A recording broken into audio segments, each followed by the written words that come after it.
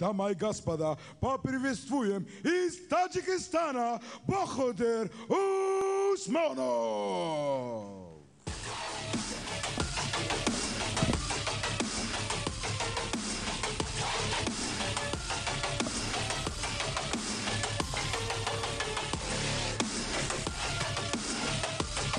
درود با شما دوستان گرامی مخلصان بوکس. امروز روزی در حقیقت ورزش است و طور دیدیم امروز ما توانستیم که به فینال بازی جودو در باکو بگذاریم در گرند اسلم و حالا شروع میکنیم با بوکس که امروز هم اینجا بوکسچیان تاجیکستان در مسابقه های چمپیونات آسیا اشتراک دارند و حالا دعوت می شود به میدان یکی از ستاره های بوکس تاجیکستان بهادر عثمانوف که امسال دستاوردهای خیلی زیاد دارد و محض خود همین سال در بوکس کسبی بهادر عثمانوف 3 وخوری انجام داد و در هر 3 وخوری پیروزی به دست آورد. طور خوب ما میدونیم بهادر عثمانوف خود چمپیون آسیا است در سال 2019 و امروز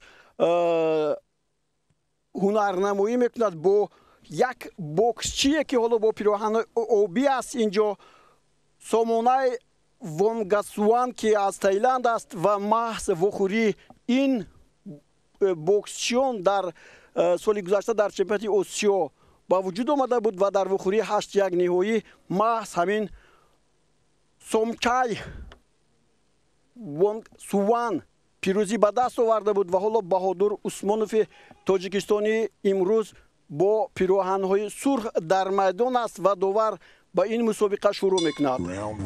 در مسابقه هایی که اینجا صورت گرفتند بوکسچیان ما خیلی زیاد بودند. حالا توجه میکنیم با بهادر چگونه او در این وخوری این نوبت هنرنمایی میکند.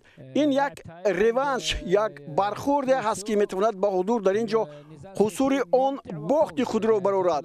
حالا این لحظه ها سومچای کمی هم باشد میخواد ضربه زند اما فشار بهادر را ببینید خیلی خوب ضربه های مستقیم میزند هرچند ضربه ها حالا عمیق و دقیق در این لحظه هایی که شروع شد در راوند اول به چشم نمیرسند اما بهادر زیر نظر خود این بوکسچی تایلندی را نگاه می‌دارد و فشار می‌آورد تا او عقب نشینی کند و حالا اونجا یک ضربه بود ضربه خوب از جانب بهادر عثمانوف و چون گفتم که امروز روزی موفقیت است در جودو و امروز در بوکس هم ما انتظار هستیم که بهادر عثمانوف چگونه هنری خود را اینجا به ما نشان میدهد. حالا یک ضربه نهایت خوبی مستقیم به تن سومچای به هدف میرسد و بهادر کمی هم باشد ببینید در اون لحظه هایی که خیلی نزدیک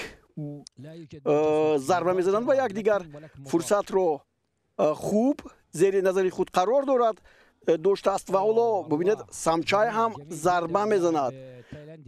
حالا طور سخن می رود اینجا شارح عربی نژاد که در اینجا این بازی ها در اردن در پایتخت آن شهر عمان میگذرد از آن حرف میزند که امروز بوکسچی ما که بسیار هم یک تجربه بوی رنگین دارد بهترین به حساب می رود در این وزن 63.5 کیلوگرم و او حالا زیر نظر خود با پورگی سومچای را نگاه می دارد که با او ضربه نزد و حالا یک ضربه دیگری خوبی بهادر اینجا با قید گرفته می شود یک کوشش میکند که ضربه خوبی هوکی خود را هم با ثمر رساند این به او موفق می شود. حالا بوکسچی ما اینجا با برتری کامل صاحب است. در این مسابقه ها ما در مسابقه هایی که امسال بهادر داشت ما البته به دستاوردهای نظررس نائل شدیم در یک مسابقه که در کشور روسیه برگزار شد. یعنی حالا باز یک لحظه دیگر سومچای هم اینجا یک ضربهش خوب میگذرد ولی بهادر باشد هم در دفاع و هم در ضربه‌زنی خوب است. کلینچ زیاد نیست الحال در این بخوری ها و میبینیم که راوند اولی این بازی هم به انجام رسد و 3-2 است در راوند اول. نتیجه بهادر دلخوش کننده است، یعنی یک امتیاز 10 بالای زیادتر دارد نسبت به حریف. 30-20 اینجا که حالا ما میبینیم، یعنی این 3-2 در راوند اول است. خب اینجا در خد مربیانی ما میبینیم میرزا شمسیف اینجا هست، به او کمک میرسوند، ولی چون میبینیم مربی تایلندی هم خطاهای در راوند اول رو داده سومچای وونگسوان رو هم به نقشه میگیرد. در راوند اولی که اینجا باید مسابقه برپا میگردید، در مقابل بهادر عثمانوف نادر بدرون از کویت به مسابقه می اومد، او به این مسابقه حاضر نشد و بوکسی ما به یگان مبارزه به دور بازی‌های 8-1 نیویی گذشت و این وخوری باشد برای سومچای وونگسوان. اینجا این وخوری اولش است. این لحظه ها چون راوند اول پسی سر بشوند، باز بهادر خیلی خوب دفاع میکند، ضربه های جانکاهش خوبتر هستند.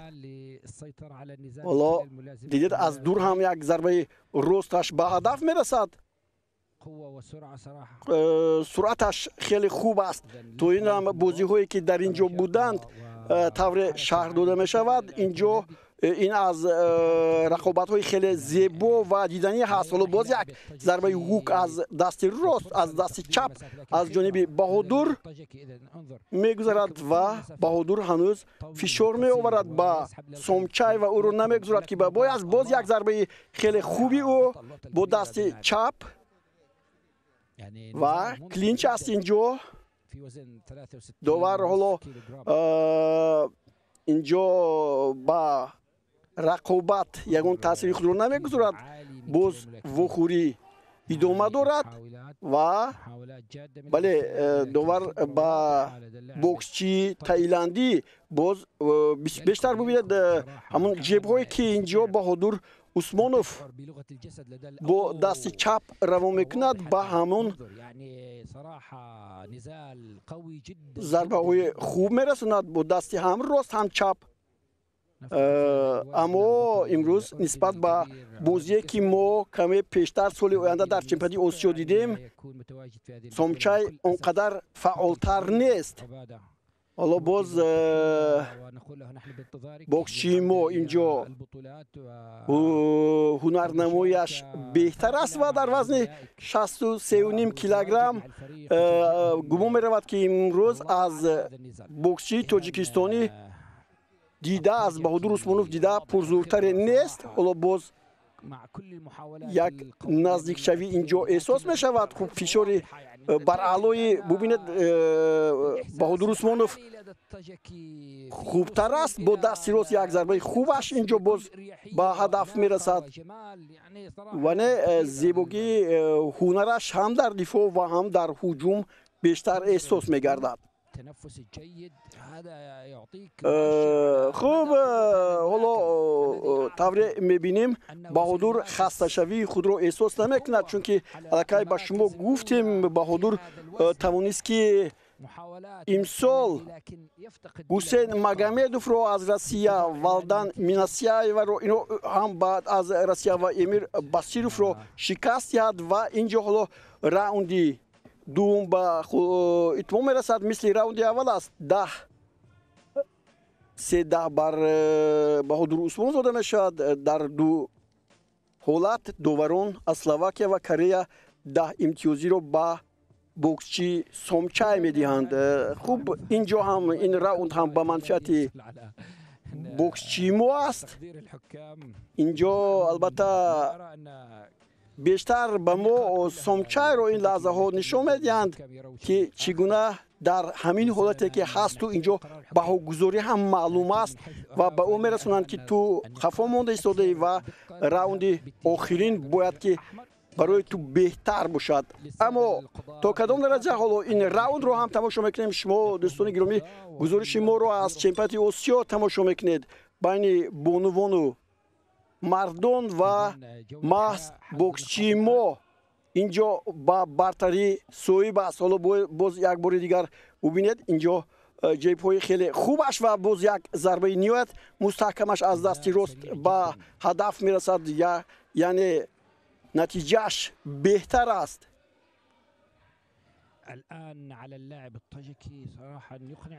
حالا نمیگذارد که بهادر این حریف ضربه های مستقیمی خود را به او رساند. تا کدام درجه است ما در خاطر داریم که در بوکس چون داوران خیلی زیاد هستند، بسیاریشون از نقطه نظر خود اینجا از گوشه که ایستادند بها میدهند. حالا ببینید سومچای هم یک ضربه دستی راستی خود را خوب به هدف میرساند، اما دو ضربه دیگرش به هدف نمیرسند و یک ضربه بسیار عالی از جانب بهادر عثمانوف. بهادر در راوند سوم هم تو ندارد و اینجا ما برالو احساس میکنیم که اینجا بهادر عثمانوف در این وخوری غلبه میکند. به یگان شک و شبهه او همه رفت این بازی را زیر نظر خود قرار میدهد. در هجوم و هم در محافظت خوبتر است. خوب بعد ایستادن ضربه بود و از داور معذرت هم خواست، ولی باز یک ضربه دستی راستش خوب به هدف میرسند. و اینجا ببینید سومچای تایلندی خب اصولهای بوکس تایلند را که به زمین افشاندن هم ممکن است استفاده میبرد و داور باشد اینجا حالا اشاره میکند که نه، باید که این رقابت با دست ها باشند، نه به زمین انداختن و به زمین پرتافتن که با گوشتین خاص است. حالا باز بهادر یک ضربه دیگری خوب میزند. خوب ببینید اگر همین طرف نظر کنیم ضربه هایی که بوکسچی تایلندی میزند البته به دستانی بهادر میرسند که این خوب بهایش رو شما در بوکس اونهایی که بسیار نزدیک هستند خوب میدونند. این دفاع است، این محافظت است. حالا باز یک ضربه دیگری بهادر و ما البته با چنین داشتن چنین بوکسچیون در حقیقت افتخار میکنیم. ماه اپریل در هلسینکی هم یک مسابقه خیلی پرقوت گذشته بود که در اونجا اصلا بوکسچیون اروپا بودند. اینجا بوکسچی ما بهادر عثمانوف بوکسچی ارمنستان، ونگریا و بعداً شوتلند در اون مغلوب کرده صاحب جای اول شد در این مسابقه بین المللی. از این حالتی که حالا هست بوکسچی ما خیلی خوب اینجا هم کارنامه خود را نشان داد و فکر میکنم که حالا بهادر را غالب خواهند اعلام کرد. اما به شما گفتم که اینجا داورانی که خیلی زیاد هستند بعد بهاگذاریشون با بوکسچی ما حالا بله اینجا میگد که در این ردیف دیگر بوکسچیانی که در وزن 63.5 کیلوگرم برآمد میکنند آنها هم اینجا وارد میدان بودند و تو این مسابقه خورسند ایمانکولیف از ترکمنستان بر رادها ون از کامبودیا پیروزی به دست آورد. حالا اکنون چی؟ از آسیای مرکزی بوکسچیون خیلی نمایان هستند و اعلام میکنند. In a men's light welterweight 63.5 kg matchup. We go to the scorecards where your judges have seen it in different ways, ruling in favor of your winner by points declared by split decision. To the red corner, the Magaspoda. بله اینجا طور میبینیم بهادر عثمانوف دوستان گرامی غلبه میکند و با بازی های من بعد می رود و اکنون ما بهادر را در وخوری چور یک نهایی میبینیم و امید داریم که از اینجا با مدال طلا برمیگردد. خوب که این حالت را الکی ما دیده بودیم و بهادر توانسته بود که اینجا با پیروزی نایل شود. خوب ما با رقابت میگیم дастандаркорони Федератсияи бокси Тоҷикистонро ки маҳз дар ин силсилаи рақобатҳо боксчиёни зиёдеро ба инҷо фиристодаанд ва ин бо пирӯзии Баҳодур Усмонов ҳоло тавре ки мебинед инҷо бараъло аст бо аксари имтиёзҳо пирӯзӣ ба боксчии мо дода мешавад 29-28